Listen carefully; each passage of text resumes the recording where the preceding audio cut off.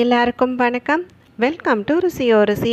இன்றைக்கி நம்ம ருசியோரிசி சேனலில் பார்க்க போகிறது வியாழக்கிழமையோடு சேர்ந்து வரக்கூடிய ஆடி மாதத்தினுடைய தேய்பிறை பஞ்சமி தினமான நாளைய தினம் நம்ம வீடுகளில் செல்வம் கொழிப்பதற்குண்டான அருள் கிடைக்க பெறணும், நல்ல ஒரு பொன் பொருள் சேர்க்கையானது ஏற்படணும் அப்படின்னு சொல்லும் பொழுது கண்டிப்பாக கடைபிடிக்க வேண்டிய ஒரு சில முக்கியமான விஷயங்கள் என்ன அப்படிங்கிறதுக்குண்டான அனைத்து விதமான தகவல்களும் கூடுதலாக இந்த குபேர காலமும் வாராகி அன்னைக்குரிய வழிபாட்டு நேரமும் இணையக்கூடிய சமயத்தில் எந்த ஒரு குறிப்பிட்ட பொருள் நம்ம கைகளில் இருக்கணும், இதனால் கிடைக்கக்கூடிய பலன் என்ன அப்படிங்கிறதுக்கு தேவைப்படக்கூடிய அனைத்து விதமான தகவல்களை பற்றி தான் நம்ம இன்னைக்கு இந்த பதிவின் மூலிமா தெரிஞ்சுக்க போகிறோம்.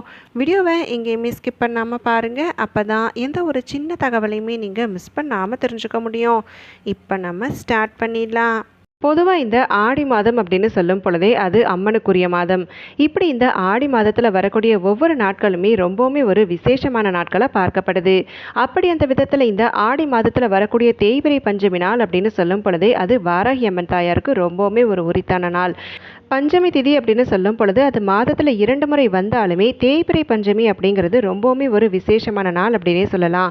நம்மளுடைய கஷ்டங்கள் அனைத்துமே தேய்வதற்குண்டான வழிபாடுகளை மேற்கொண்டோம் அப்படின்னு சொன்னால் கட்டாயமாக நமக்கு வாராகி அம்மன் தாயாரினுடைய அருளானது பரிபூர்ணமாக கிடைக்கும்.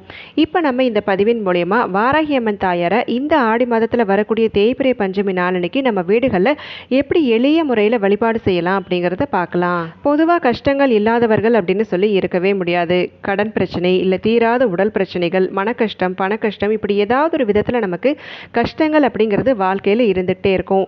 அப்படி அந்த கஷ்டங்கள் அனைத்துமே தீர்ந்து நமக்கு நல்ல ஒரு முன்னேற்றத்தின் பாதையில் செல்லணும் அப்படின்னு சொல்லக்கூடியவர்கள் வாராகி அம்மன் தாயாருக்குரிய வழிபாட்டை இந்த பஞ்சமி தீதியில் செய்வது அப்படிங்கிறது நமக்கு அற்புதமான பலன்களை பெற்றுத்தரும்.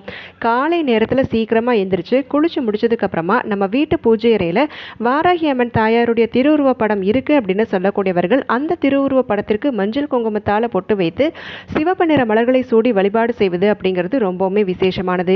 ஒருவேளை உங்கள் வீடுகளில் திருவுருவ படம் இல்லை அப்படின்னு சொல்லக்கூடியவர்கள் ஒரு அகல் தீபம் ஏற்றி வச்சுட்டு அந்த அகல் தீபத்தில் நல்லெண்ணெய் ஊற்றி பஞ்சு திரி போட்டு அதில் நீங்கள் தீபம் ஏற்றி வழிபாடு செய்யலாம். அப்படி அந்த தீப சுடரில் வாராகி அம்மன் தாயார் எழுந்தருள்வாங்க அப்படின்னு சொல்லி ஒரு நம்பிக்கை இருக்குது. அதனால் நீங்கள் படம் இல்லை அப்படின்னு சொல்லி வருத்தப்பட வேண்டாம், நீங்கள் அகல் தீபம் ஏற்றி வைத்து வழிபாடு செய்யலாம். இப்படி நீங்கள் அகல் தீபம் ஏற்றி வைத்து வழிபாடு செய்யும் பொழுதே உங்களுடைய விரதத்தை தொடங்கிடணும். நாள் முழுவதுமே நீங்கள் வாராகி அம்மன் தாயாருக்குரிய காயத்ரி மந்திரத்தை மனசுக்குள்ளே சொல்லிக்கிட்டே இருப்பது அப்படிங்கிறது அற்புதமான பலன்களை பெற்றுத்தரும். இப்படி இந்த காயத்ரி மந்திரம் உங்களால் சொல்வதற்கு கடினமாக இருக்குது அப்படின்னு சொல்லும் பொழுது நீங்கள் சாதாரணமாக ஓம் வாராகி அன்னையே போற்றி அப்படிங்கிறத மனசில் சொல்லிக்கிட்டே இருக்கணும். இப்படி நீங்கள் நாள் முழுவதுமே வழிபாடுகள் எல்லாமே செய்து முடிச்சதுக்கப்புறமா சாயந்தர நேரம் அப்படிங்கிறது தான் வாராகி அம்மன் தாயாரை வழிபாடு செய்வதற்கு ரொம்பவுமே உகந்த நேரம்.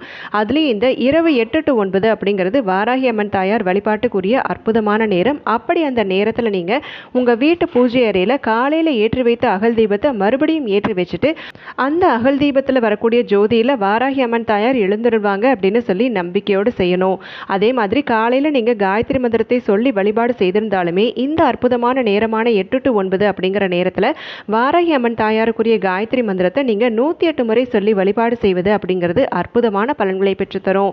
இப்படி இந்த குறிப்பிட்ட நேரத்தில், அதாவது 8 to 9 அப்படிங்கிற நேரத்தில் நீங்கள் வழிபாடுகள் எல்லாமே செய்யும் பொழுது எந்த மாதிரியான நெய்வேத்தியங்கள் செய்து வைக்கலாம் அப்படின்னு சொல்லி பார்த்தீங்கன்னா பானகம் கண்டிப்பாக செய்து வைக்கணும். அதே மாதிரி சர்க்கரை வள்ளிக்கிழங்கு, உளுந்து வடை, இந்த மாதிரி எது உங்களால் செய்ய முடியுமோ அதையும் நீங்கள் செய்து வைத்து வழிபாடு செய்யலாம்.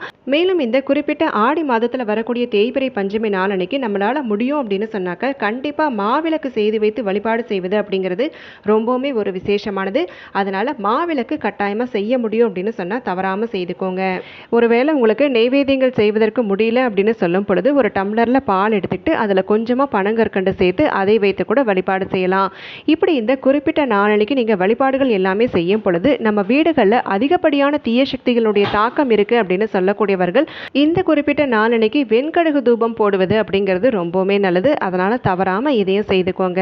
இப்படி நம்ம இந்த வழிபாடுகள் எல்லாமே செய்யும் பொழுது மனசில் கடுகளவு கூட எந்த விதமான சங்கடங்களுமே இல்லாமல் நம்ம இந்த வழிபாடுகளை மேற்கொள்ளும் பொழுது கண்டிப்பாக நம்மளுடைய கஷ்டங்கள் முழுவதுமே தீரும் அப்படின்னு சொல்லி நம்பிக்கையோடு வாராகி அம்மன் தாயாரை வழிபாடு செய்யணும். இப்படி நம்ம இரவு 8 to 9 அப்படிங்கிற நேரத்தில் நம்ம வீடுகளில் விளக்கேற்றி வழிபாடு செய்து மந்திரங்கள் எல்லாத்தையுமே சொல்லி முடிச்சதுக்கு அப்புறமா ஒரு குறிப்பிட்ட பரிகாரத்தை செய்யணும்.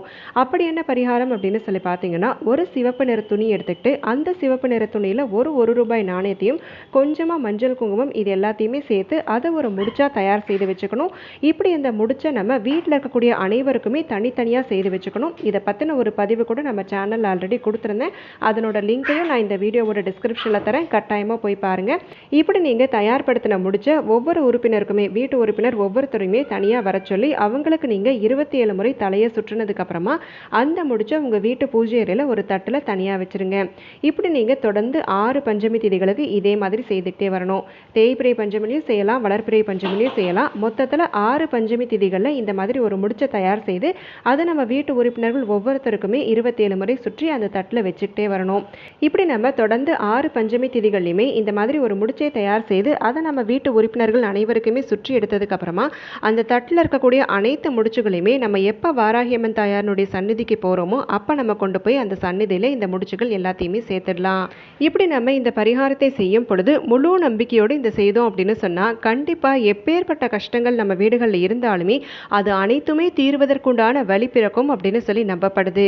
மேலும் இந்த குறிப்பிட்ட தேய்பிறை பஞ்சமி நாட்களில் நம்ம வீடுகளில் தேங்காய் தீபம் ஏற்றி வழிபாடு செய்வது அப்படிங்கிறது நமக்கு அற்புதமான பலன்களை பெற்றுத்தரும். தேங்காய் தீபம் எப்படி தயார் செய்யணும், எந்த நிறத்தில் திரி போடணும் அப்படிங்கிறதுக்குண்டான அனைத்து விதமான தகவல்களுமே நம்ம சேனலில் ஒரு பதிவாக நான் கொடுத்துருக்கிறேன். அதனோட லிங்கையும் நான் இந்த வீடியோவோட டிஸ்கிரிப்ஷனில் தரேன், கட்டாயமாக போய் பாருங்கள். தேங்காய் தீபம் ஏற்றி வழிபாடு செய்யக்கூடியவர்களுடைய வீடுகளில் அனைத்து விதமான துஷ்ட சக்திகளும் வெளியேறி எப்பேற்பட்ட தடைகள் இருந்தாலுமே அந்த தடைகள் அனைத்தும் உடைத்தெறியப்பட்டு நல்ல ஒரு முன்னேற்றத்தின் பாதையில் செல்வதற்குண்டான வழி பிறப்பதாக சொல்லப்படுது. அதனால ஏதாவது ஒரு விஷயத்துக்காக உங்களுக்கு தடைகள் ஏற்பட்டுக்கிட்டே இருக்கு அப்படின்னு சொல்லக்கூடியவர்கள் நாளைக்கு தவறாமல் இந்த தேங்காய் தீபம் ஏற்றுவது அப்படிங்கிறத கட்டாயமாக செய்யுங்க. மேலும் இந்த மாதம் நமக்கு வரக்கூடிய தேய்பிறை பஞ்சமியானது வியாழக்கிழமை நாள் அப்படின்னு சொல்லப்படக்கூடிய குபேரர் குகந்த நாளோடு இணையக்கூடிய காரணத்தால் சாதாரணமாக வியாழக்கிழமை நாளில் வரக்கூடிய குபேர காலம் அப்படின்னு சொல்லி பார்க்கும் பொழுது மாலை 5 to 8 அப்படிங்கிற நேரத்தை சொல்வோம். வாராகி எண்ணிக்குரிய வழிபாடு நேரம் அப்படின்னு சொல்லி பார்க்கும் பொழுது இரவு 8 மணிக்கு மேலே சொல்வோம். அதனால் சரியாக இந்த 8 மணி அதாவது 7:55 8:05 இப்போ நான் சொல்லக்கூடிய ஒரு குறித்த பொருளை உங்கள் கைகளில் வைத்து வழிபாடு செய்து அதை வீட்டினுடைய பணப்பெட்டியில் வைப்பதன் பலனாக கட்டாயமாக செல்வ வளங்கள் அனைத்துமே பெருகுவதற்குண்டான அருள் கிடைக்கப்பெறும். அடகில் இருக்கக்கூடிய நகைகளை மீட்டெடுக்கணும் அப்படின்னு சொல்லக்கூடியவங்க அந்த தங்கம் வைக்கக்கூடிய இடத்துலையும் இந்த பொருளை வைப்பது அப்படிங்கிறத செய்துக்கலாம். சாதாரணமாகவே ஆடி மாதம் அப்படின்னு சொல்லி எடுத்துக்கிட்டாலே அம்மனுக்கு நம்ம எலுமிச்சை மாலை கட்டி அணிவிப்பது, வேப்பிலை மாலை கட்டி அணிவிப்பது, மஞ்சளை வீடுகளில் அதிகப்படியாக பயன்படுத்துவது அப்படிங்கிறத செய்வோம். நமக்கு செல்வ வளங்கள் அனைத்துமே நிறையணும் அப்படின்னு சொல்லும் பொழுது இந்த வியாழக்கிழமை நாளில் நமக்கு அதிர்ஷ்டம் தரக்கூடிய நிறம் அப்படின்னு சொல்லி பார்த்தா அது மஞ்சள் நிறம். அதனால மஞ்சள் கிழங்கு, அது விரலை மஞ்சளாகவும் இருக்கலாம், குண்டு மஞ்சளாகவும் இருக்கலாம், ஒரே ஒரு கிழங்கை மட்டும் உங்களுடைய வலது உள்ளங்கையில் நான் குறித்த சொல்லியிருக்கக்கூடிய நேரத்தில் வைத்துக்கொண்டு உங்களுடைய பணம் சார்ந்த கஷ்டங்கள் அனைத்துமே தீரணும் அப்படின்னு சொல்லி குபேரர் குகந்த காயத்ரி மந்திரத்தையும் வாராகி எண்ணெய்க்குரிய மூல மந்திரத்தை குறைந்தது 3 முறை, அதாவது ஒவ்வொரு மந்திரத்தையும் 3 முறை சொல்லிட்டு அதுக்கப்புறமா இந்த பொருளை கொண்டு போயிட்டு வீட்டினுடைய பணப்பெட்டிலையோ இல்லை நகைகள் வைக்கக்கூடிய இடத்துலையோ வைத்தா கட்டாயமாக செல்வம் கொளிப்பதற்குண்டான அருள் கிடைக்கப்பெறும். இப்போ நம்ம இந்த பதிவின் மூலிமா வியாழக்கிழமை நாளோடு சேர்ந்து வரக்கூடிய ஆடி மாத தேய்பிறை பஞ்சமி நாளைக்கு நம்ம வாராகி எண்ணியை எப்படி வணங்கி வழிபாடு மேற்கொள்ளணும், கஷ்டங்கள்ந்து விடுபடணும் அப்படின்னு சொல்லும் பொழுது எந்த குறித்த நேர வழிபாடு நமக்கு கைமேல பலனை பெற்றுத்தரும் அப்படிங்கிறதுக்குண்டான அனைத்து விதமான தகவல்கள் எல்லாமே தெரிஞ்சுக்கிட்டோம். இப்படி இந்த பதிவின் மூலிமா நீங்கள் தெரிஞ்சுக்கிட்ட விஷயங்கள் அனைத்தையுமே முறையாக கடைபிடித்து அனைத்து விதமான நற்பலன்களையும் பெற்று நல்ல ஒரு சிறப்பான சந்தோஷமான செல்வ வளமான வாழ்க்கையை வாழணும் அப்படின்னு சொல்லி நானும் உங்களுக்காக மனதார வேண்டிக்கிறேன். இந்த பதிவை நான் இதோடு இங்கே நிறைவு செய்கிறேங்க. நாளைக்கு மறுபடியும் ஒரு பயனுள்ள பதிவோடு உங்களை நான் சந்திக்கிறேன். அது வரைக்கும் நன்றி, வணக்கம்.